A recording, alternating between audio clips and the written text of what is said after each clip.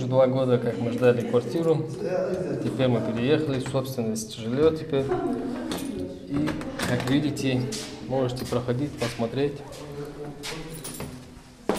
Простор и комфорт для многодетной семьи Зейтовых – эти квадратные метры – сбывшаяся мечта. Несколько лет они скитались по съемным квартирам. Глава семейства Магомед недавно принял решение заехать в собственное жилье. Его он получил как вынужденный переселенец.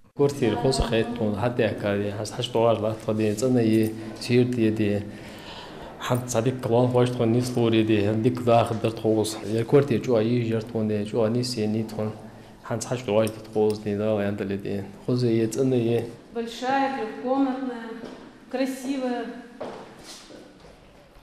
Пластиковые окна хорошие стоят.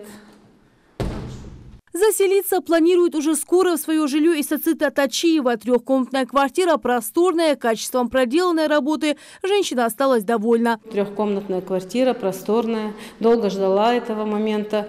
Вот сейчас не знаю, долго мотались по квартирам съемным. Сейчас очень хорошо, удобные, большие комнаты, просторные. Отдельная ванна, санузел, прихожая большая. Мне очень нравится. Во дворе площадки хорошие для детей, игровые. Все есть, тротуары, есть стоянки для машин хорошие, все удобства есть.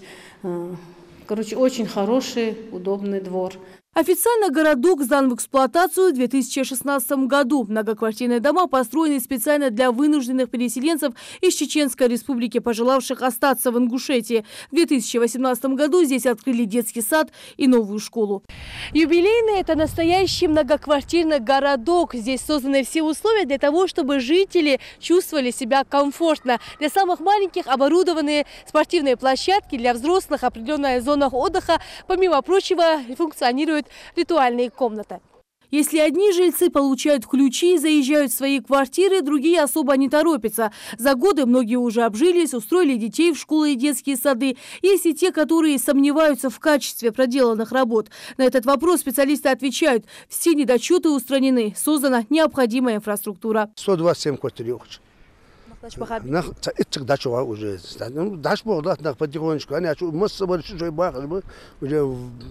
فخي уже выселиться, да, уже вынуждены переселенцы. Условия, все условия, там ерик хамел уже, газ, хид, свет, отопление, ел уже, каждый индивидуальное отопление, отопление, халоты, там халоты, не шкоты, жуаешь, туда, вот возможность мечания, что ахтем здесь газа, здесь света, здесь хин, здесь масна.